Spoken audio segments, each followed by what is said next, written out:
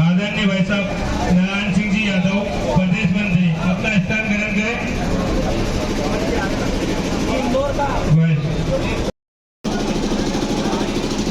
मैं किसान भाइयों जो यहाँ उपस्थित है, युवा साथियों, सबको सीधी सीधी बात करता हूँ जिस विषय के लिए अपन यहाँ उपस्थित हुए हैं। देवास में 32 गांव जो विकास योजना के नाम पर इन्होंने अधिग्रहण की लाइन डाली है एमपीआईडीसी ने, और हाटपिपलिया में 36 गांव जो 8,200 हेक्टेयर के लगभग वहां पे उन्होंने एक्वायरमेंट करने की जो योजना बनाई है। आने वाले समय में किसानों के लिए एक नई तरह की चुनौती होने वाली है। अभी तक हम लाइट, बिजली, पानी, मेयर, ये छोटी मोटी समस्याओं, रास्ता, खेत का रास्ता, इन समस्याओं को लेकर परेशान होते थे। आप बताइए, आपके पड़ोसी की और आपकी एक बिल्ला जमीन के नाम पे कितने सालों से विवाद होता रहा है। रोड के नाम पे 2-2 फीट 3-3 फीट जमीनों के नाम पे अपन विवाद करते आए हैं, और आज इन्होंने हजारों बीघा जमीन पर एक्वायरमेंट के लिए लाइनें खींच दी, और ना आपसे परमिशन, ना कोई जरूरत, ना आपको पूछने की आवश्यकता उन्होंने महसूस नहीं की। ये अधिग्रहण का नया स्वरूप है जो पहले भी होता आया है, और हर जो विकासशील शहर रहेगा, पूरे प्रदेश का जो भी विकासशील शहर रहेगा, वहां यह नई चुनौती के रूप में अधिग्रहण की एक समस्या सामने आने वाली है। अब इससे निपटने के लिए हमें दोनों साइड लड़ाई लड़ना पड़ेगी। एक संगठन के रूप में, संगठनात्मक रूप से आंदोलन के तैयारी के रूप में अपने को लड़ाई लड़ना है। दूसरी लड़ाई टेक्निकल आधार पे जो आपत्तियां हैं वो आपत्तियां लगाना, उसका निराकरण करना, कोर्ट कचहरी का जो भी विकल्प रहेगा वो भी खुला रहेगा। क्योंकि हम जितना आसान समझ रहे हैं कि भैया लोग जो आप नारे लगा रहे थे लैंड पूलिंग एक्ट मंजूर नहीं है, तो लैंड पूलिंग एक्ट तो एक कानून है। उन योजनाओं को उनको अगर जमीन अधिग्रहण करना है तो लैंड पूलिंग एक्ट उनका एक ऑप्शन है। उसके अलावा वो अनिवार्य अर्जन कानून के तहत भी अधिग्रहण कर सकते हैं। आपके यहाँ भी नगर निगम है, देवास में तो नगर निगम में TNCP एक्ट 2017 में एक कानून नया बनाया था इन्होंने। उसके अंदर में भी मुआवजे के रूप में नकद का प्रावधान नहीं है। वो FIR और TDR सर्टिफिकेट देके भी आपको मुआवजा राशि दे सकते हैं। ऐसे अधिग्रहण के लिए बहुत सारे कानून है। उन्हीं कानूनों में ये जो लैंड पूलिंग एक्ट एक कानून है, इसमें जमीन के बदले में जमीन देने का जो ऑफर दे रहे हैं, ये भी कानून है। तो हमको लैंड पूलिंग एक्ट का विरोध नहीं करना, विरोध करना है पूरी योजना का, कि किसान की सहमति के बगैर और आवश्यकता, अति आवश्यकता न होने पर जो एक्वायरमेंट कर रहे हैं। अति आवश्यक अपन उस चीज को मानते हैं। मान लो रोड है, कोई नहर है, कोई रेलवे है, कोई निकल रहा है, सब समझ में आता है। उसके लिए 60 फीट, 80 फीट, 100 फीट जमीन एक्वायरमेंट होती है। अब आपके देवास के अंदर में 32 गाँव में उन्होंने 6,630 हेक्टेयर जमीन एक्वायरमेंट करी, तो 6-50-30,000 बीघा के लगभग जमीन एक्वायरमेंट हो रही है यहाँ पे। अब इतनी ज्यादा जमीन एक्वायरमेंट करने का आवश्यकता क्या है? अब इनका कहना है कि भविष्य में विकास योजनाओं के नाम पर हम जो डेवलपमेंट करेंगे, शहर का विकास करेंगे, वो सुनियोजित तरीके से करेंगे। पूरी प्लानिंग बना के करेंगे। शहर में आवासीय कहाँ पे आएगा, औद्योगिक कहाँ पे आएगा, वेयर हाउसिंग हब कहाँ पे आएगा, उस आधार पे हम बना के प्लॉट काट के और किसान को ही 25% 30% जमीन हम तो उसमें से विकसित प्लॉट देंगे। ये लैंड पूलिंग एक्ट बोलता है इनका। बाकी जिस किसान ने 1 करोड़ रुपए बीघा में भी जमीन नहीं बेची, 50 लाख रुपए बीघा में जमीन नहीं बेची, या 20 लाख रुपए बीघा में भी जमीन नहीं बेची, अपने अपने गाँव की दृष्टि के हिसाब से, जिसको जमीन बेचना ही नहीं है, उस जमीन से भी जो उस किसान से भी जो जमीन छुड़ाने का जो माध्यम है, हमारा विरोध वो है। किसान की अनुमति के बगैर जो जमीन एक्वायरमेंट हो रही है, उससे हमें बहुत आपत्ति है। अति आवश्यक न होने पर किसी भी तरह का एक्वायरमेंट अगर होता है तो किसान उसके खिलाफ रहेगा। और आने वाले समय में ये चुनौती सबके साथ रहेगी। जो किसान अभी इसके अंदर आ रहे हैं, 32 गांवों के अंदर आ रहे हैं, उनके साथ भी, वो जो 32 गांवों से बाहर है उनके साथ भी। तो मेरा हर किसान के तो ये सुझाव है, या एक आगे आने वाले समय के लिए चेतावनी है कि वो संगठित रूप से हर किसान के साथ रहे। जो किसान अभी प्रभावित है वो भी, और जो नहीं है वो भी, क्योंकि आने वाले समय पे आपके ऊपर भी तलवार लटकने वाली है। अभी पिछले सितंबर में 3 सितंबर के दिन इन्होंने अधिसूचना जारी कर दी पेपर में। किसी को मालूम नहीं पड़ा आपके 32 गाँवों के विषय में। ये 23 तारीख को मालूम पड़ी, जहाँ तक मुझे जानकारी है। शेखर जी भाई साहब का फोन आया मेरे पास, तो आए थे घर पे, हमने चर्चा करी, फिर आपत्तियों के भी पॉइंट तैयार करें, आपत्तियां देना चालू करें। दूसरे दिन लाइन लग गई, उसके बाद लगभग 2300 के लगभग की 2300 प्लस आपत्तियां यहाँ पे भी अपनी दर्ज हुई है 32 गाँव के अंदर में। तो लगभग अभी जो अनुमान है मेरा 80 से 90% आपत्ति है अपने पास। तो अभी जो भाई साहब ने बोला था कि किसी भी तरह की कागजी कार्रवाई में थाना पूर्ति में किसी के पास अगर कोई नोटिस आता है आपत्तियों के निराकरण के विषय में आपके पास कोई नोटिस आएंगे आने वाले समय में, और वो कोशिश करेंगे टुकड़े टुकड़े में बुलाएंगे आपको कि 4 किसानों को नोटिस दिए, 6 किसान को नोटिस दिए कि भैया आप आओ। भाई साहब नारायण जी यादव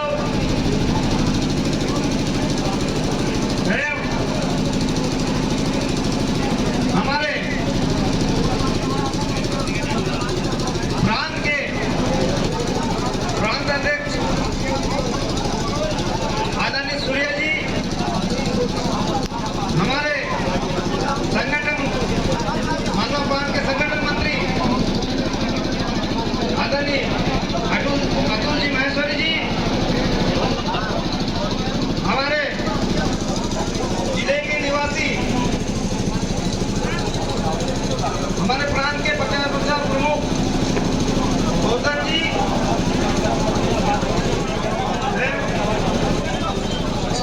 हमारे इंदौर महानगर के अध्यक्ष दिलीप जी मुखर्जी जी,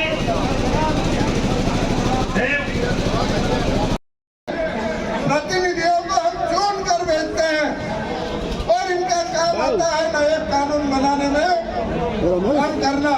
लेकिन आपको मैं बता दूं, सन 1951 से आपने कई बार सुना होगा डंकन प्रस्ताव, विश्व व्यापार, संयुक्त कानून। इन कानूनों के कारण आज हम जो यहाँ इकट्ठे हुए हैं ना, ये होना पड़ा है। ये कानून जिस दिन पास हुए लोकसभा में और विदेशों से षड्यंत्र करके इन चीजों को लिया है, उस दिन से उसकी प्रच्छाया ही अभी आई है, अभी छाया चल रही है उसकी। जैसा ग्रहण आता है ना कहते वेद बैठा है, वैसा वेद बैठा है। पूरा जमीन छुड़ाने का षड्यंत्र है। पेटेंट कानून बने, जिस चीज का पेटेंट हो गया, इस बम्बूल, तुलसी, हल्दी, चंदन, इसमें अमेरिका ने पेटेंट करवा दिया था। सरकार हार मान गई। संयुक्त राष्ट्र संघ की उसमें न्यायपालिका में तो भारतीय किसान संघ के कुंवर जी भाई यादव और एक बहन जो डॉक्टरेट करके थे, उन्होंने उस केस की अपील करी और आप लोगों को इन चीजों से निजात दिलाया। नहीं तो बम्बुल की जाली से मंजन भी नहीं कर पाते आप लोग, ये स्थिति थी। ऐसे कई कानून हमारे बीच में बनने की योजनाएं आई और जहां जहां किसानों के साथ मिलकर भारतीय किसान संघ ने आंदोलन किए, वो कानून या तो ठंडे बस्ते में गए या समाप्त हो गए। लेकिन समाप्त सेज में नहीं करते हैं, आपकी ताकत के आधार पर करते हैं। तो मैं बहुत बड़ा विषय है, सेज कानून में हजारों हेक्टेयर जमीन कंपनी को देने की योजना है। वहां पर किसान पशुपालन भी नहीं कर पाएगा, वो दूध वहीं पे पैदा करके उस कंपनी के द्वारा ही दूध का सप्लाई होगा। ऐसा नियम बने हुए हैं। तो आप लोगों को सतत जागना पड़ेगा, सतत संघर्ष करना पड़ेगा। एक दिन का संघर्ष से कुछ नहीं होना जाना। मैं आपसे प्रश्न पूछता हूँ, हमारी 3 सभाएं, लोकसभा, विधानसभा और एक पंचायत सभा, कौन सी बड़ी है उसमें बताएं?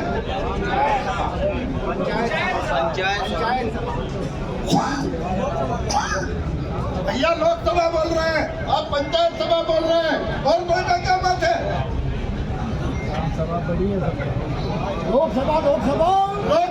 लोकसभा जो कि दिल्ली में है, हमने देखी नहीं है ना।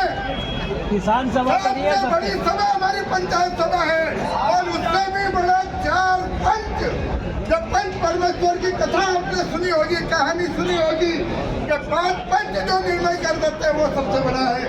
तो हम 5 पंच मजबूत होकर हर गांव में खड़े हो जाएं। किसी की ताकत नहीं है कि कोई हमारी जमीन छुड़ा ले, और ना कोई नेता हमारी चिताओं पर रोटी सेक सके। सब नेता लोग जो भी पार्टी आती कोई दम नहीं है। एक पार्टी नागनाथ है, एक पार्टी साधनाथ है, और बचा कुछ है गिरगिटात है।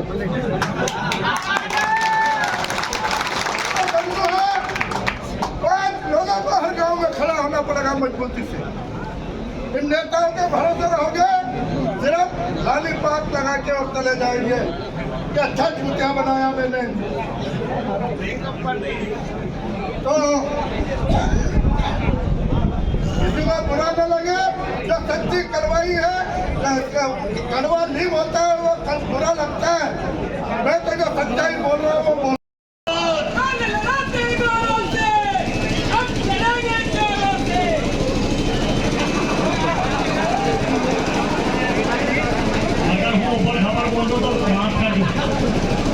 भगवान बलराम की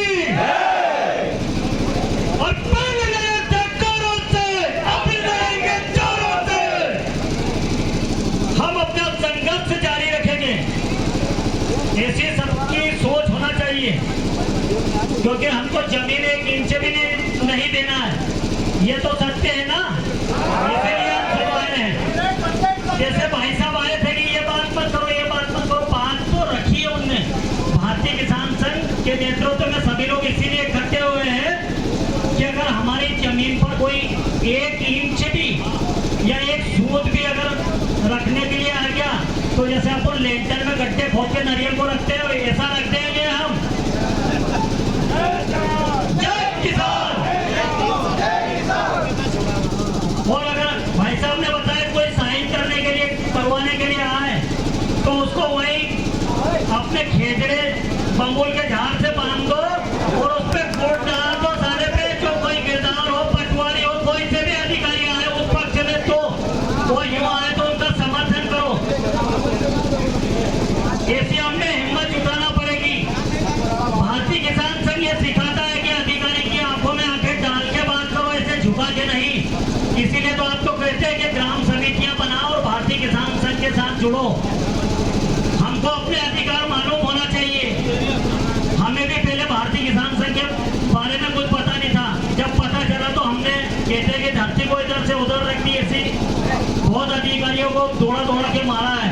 तो ऐसी हिम्मत होना चाहिए। हम ये तय कर चुके हैं कि हमारी जमीन किसी को नहीं देंगे। ये आप बिल्कुल एक विश्वास के साथ कहता हूँ आपको। पर लड़ाई सबको लड़ना है एक साथ। एक मंच के नीचे अगर हम रहेंगे तो 1 इंच भी जमीन नहीं देंगे, वो चाहे 1 करोड़ रुपए दे या 2 करोड़ रुपए दे। क्योंकि हमारे बाप दादा मर गए बंजर जमीन को उपजाऊ बनाने में। तो आज जब उपजाऊ बनी तो वो चोटके आ गए हमसे छुड़ाने के लिए। तो हम छोड़ेंगे नहीं, उनको बंजर बना देंगे जो इस जमीन को छुड़वाने के लिए आएगा।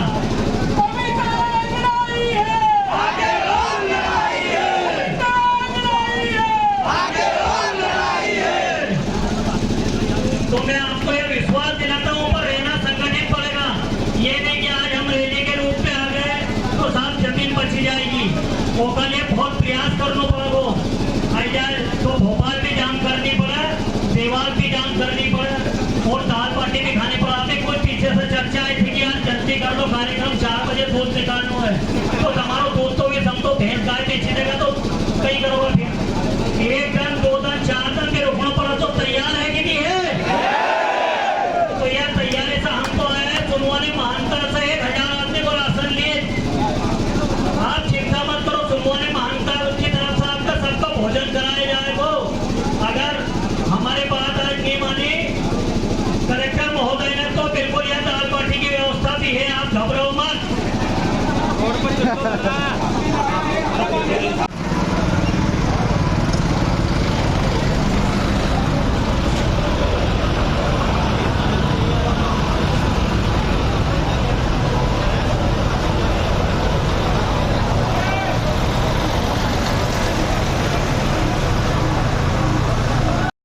हम सब एक ही बात को लेकर आए हैं कि हम हमारी जमीन नहीं देंगे। हम कैसे हम अपनी जमीन को सिंचित किया है, कैसे उसको बराबर किया है, कुआं खुदवाया है, बोर लगा है, और कैसे आज रातों रात हमारी जमीन छीनी जा रही है। तो देवास तहसील के 32 गांव और चापड़ा हाट जिले में जो एयरपोर्ट बन रहा है, पहले 12 गांव बता रहे थे, उसके बाद 36 गांव और ले रहे हैं। तो पूरी बागली तहसील और हाटगढ़ तहसील उजड़ रही है। बहुत उपजाऊ जमीन अपने छिपरा क्षेत्र की और हड़के क्षेत्र की ऐसी जमीन की 3-3 फसल हम उस क्षेत्र में करते हैं। और वर्षों से हमारे बाप दादाओं ने जब तोजी नहीं बनाते थे चाराना हटाना, तब भाग भाग कर अपनी जमीन बचाई है।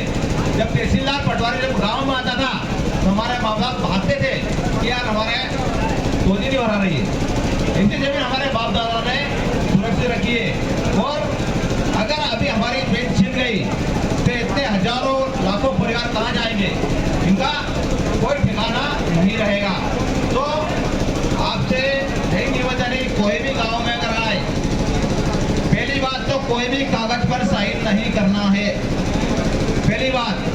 दूसरा, जानकारी भी लेने आए तो जब तक संगठन आपको निर्देश नहीं करे, हम उसको कोई भी जानकारी, चाहे पटवारी आए, गिरदावल आए, उसको गांव में घुसने नहीं देना है। कोई भी जानकारी उसे नहीं देना है, कोई भी कागज पे हमें साइन नहीं करना है, क्योंकि जब तक हम 70% 80% की सहमति नहीं देंगे, हमारी जमीन कोई छीन नहीं सकता।